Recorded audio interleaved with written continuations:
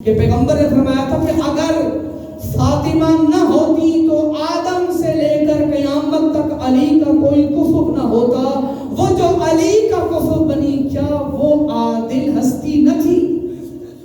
وہ بھی کائنات کی عادل بیٹی تھی، عادل نبی کی عادل بیٹی اور عادل امام کی عادل زوجہ اور عادل اماموں کی امام. حسنین بیمار ہوئے اور مشورہ یہ ہوا کہ پورا گھر روزہ رکھے گا، اور روزہ پورے گھر نے رکھا. آپ یہ بچپن سے سنتے آئے ہیں، لیکن جو پیغام میں پہنچانا چاہتا ہوں خدا را اس کو توجہ سے سنیے گا. سارے گھر نے روزہ رکھ لیا، مولا علی سے لے کر جناب فضہ تک ہر بندہ روزے سے ہے. ہماری تمام تفاسیر کے اندر یہ واقعہ موجود ہے کہ جس دن اہل بیت کے گھر میں روزہ تھا، شام کو افطاری کرنے کے لیے گھر میں کوئی چیز موجود نہیں تھی. تفسیر نور الثقلین، تفسیر میزان اور اس جیسی تمام تر جو ہماری شیعہ تفاسیر ہیں ان میں یہ واقعہ لکھا ہے، اور میں عین ہی وہاں سے پڑھ رہا ہوں، اور جو الفاظ آپ کے سامنے میں نقل کر رہا ہوں یہ اس وقت تفسیر نور الثقلین کے اندر سے.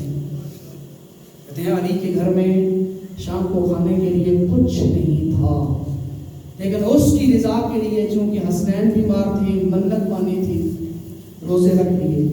تاریخ کہتی ہے حضرت علی علیہ السلام نے حال یہ نکالا، محلے کے اندر ایک یہودی تھا، نام لکھا ہے شمعون.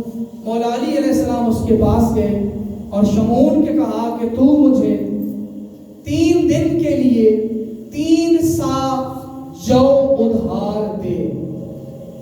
علی مولا نے 3 سا جو، 1 سا ہوتا ہے تقریباً 3 کلو کا، اس یہودی سے دیے، اور یہودی نے بدلے میں 3 کلو اون ریشم مولا کے حوالے کیا کہ آپ نے ادھار واپس نہیں کرنا، بس یہ 3 سا جو کے بدلے میں مجھے 3 کلو اون کاٹ کے دے دیجیے. تو جو ہے اس بات اب اون لے کے مولا علی علیہ السلام اپنے گھر تشریف لائے. اب یہ ہو سکتا ہے کوئی بندہ سوال کرے کہ علی یہودی کے دروازے پر گئے کیوں؟ بچوں کے ذہنوں میں سوال ہو سکتا ہے. کائنات کا امام تھا، عادل امام تھا، ان ہستیوں کا کوئی عمل بھی حکمت سے خالی نہیں ہوتا. ہمیں واقعات ملتے ہیں، ایک دفعہ جناب سیدہ کی چادر کسی یہودی کے گھر میں امانت کے طور پر عاریتاً گئی، اور اس کی وجہ یہ تھی کہ جب چادر ان کے گھر گئی اور رات کی تاریکی چھائی تو جس چادر جس گھر کے اندر پڑی تھی اور جس کمرے کے اندر پڑی تھی وہاں اتنی لائٹ اور روشنی نکل رہی تھی کہ گھر والے حیران ہو گئے کہ رات کی اس تاریکی میں پورا مدینہ خاموش ہے، کہیں روشنی نہیں اور ہمارا کمرہ روشن ہے. جب وجہ پتہ چلی تو کہا یہ جس گھرانے کی چادر یہاں پڑی ہے یہ اسی چادر کا نور ہے. کہتے ہیں اس چادر کا نور دیکھ کر اس خاندان کے جو یہودی تھے 80 یہودیوں نے علی کے دروازے پہ آ کر مصطفیٰ کا کلمہ پڑھا. ہر عمل میں کوئی حکمت ہوا کرتی تھی. اب یہاں 3 سا مولا کے گھر میں آ گئے. 3 سال جب جناب سیدہ کے سامنے آئے، موضوع یاد رکھیے گا، میں گفتگو کر رہا ہوں کہ جزو مصطفیٰ کی عدالت کیا ہے. جناب علی علیہ السلام 3 کلو اون لے کر اور 3 سا جو لے کر گھر آئے اور جناب سیدہ کے حوالے کی. یا سیدہ یہ 3 سا جو تمہارے حوالے اور یہ 3 کلو اون آپ نے کاٹ کے ہمیں دینی ہے تاکہ اس کا عوض دیا جائے. جانتے ہیں جناب سیدہ نے کیا کیا؟ اون کے 3 حصے کیے. جو اون آئی تھی اس کو 3 حصوں میں تقسیم کیا. وہ جو آئے تھے نا ان کی بھی 3 ڈھیریاں بنائی. اور عدالت اور انصاف کا تقاضا یہ تھا کہ جس دن جتنا کام ہو اتنے جو استعمال کیے جائیں. 3 دن روزہ رکھنا تھا، 3 دن جو کھانے تھے، اور 3 دن بی بی نے 3 حصے کر کے الگ الگ رکھ لیا. اب پہلے دن جناب سیدہ نے 1 کلو اون کاٹ کے اس کے حوالے کی، اور 3 سا میں سے جو 1 سا تھا اس کا آٹا گوندھ کی بی بی نے روٹیاں پکائی. اور جب روٹیاں پکا کے افطار کا وقت آیا، دروازے پہ دق باب ہوا، آواز دینے والے نے کہا السلام علیکم یا اہل بیت النبوۃ انا مسکین، اہل بیت کا گھرانہ میں مسکین ہوں، مجھے کچھ عطا کیجیے۔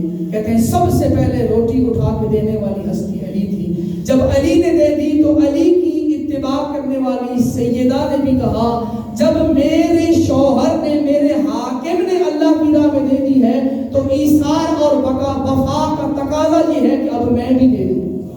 جب ماں نے دی تو بچوں نے کہا، جب ماں اور باپ نے اپنے اپنے حصے کی عطا کر دی اب بیٹے کیسے کھا سکتے ہیں؟ حسن و حسین نے بھی اپنی روٹیاں لے کے یہ کہتے ہوئے دے دی ہو سکتا ہے اس مسکین کے بچے بھوکے ہوں، ہم گزارا کر لیں گے، ہم اپنی روٹیاں اس مسکین کو دے دیں۔ جب یہ بجتن پاک کا کردار دیکھا تو کنیز نے کہا کہ جب سرداروں نے ایثار کیا ہے تو کنیز کس طرح رہ سکتی ہے؟ ہو سکتا ہے اس مسکین کے گھر کوئی کنیز بھی ہو۔ تو بی بی نے بھی اپنے حصے کی روٹی دے دی۔ کہتے ہیں 3 دن سلسلہ یہی چلا، کبھی اسیر آ رہا ہے، کبھی یتیم آ رہا ہے، کبھی مسکین آ رہا ہے۔ سوال یہ ہے کہ جب 3 سا جو بی بی کے گھر موجود تھے، رات کو جب روٹیاں دے دی، آٹا گھر میں موجود تھا جو کا، جناب سیدہ نے گوند کے اپنی اولاد کو وہ روٹیاں کیوں نہیں کھلائیں؟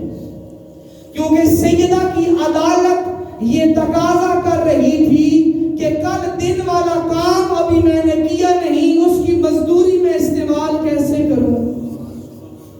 تو بی بی نے اپنے پورے گھرانے کے ساتھ وہ تکلیف برداشت کر لی، لیکن بی بی نے ان جو کو استعمال نہ کیا۔ شاید ان کے لیے جائز ہوتا، لیکن عدالت کے اس عظیم ترین منصب پہ فائز تھے کہ اپنی ملکیت ہونے کے باوجود بھی یہ ترک اولا نہ کیا۔ اتنی بڑی عادل ہستی کا نام ہے سیدہ زہرا۔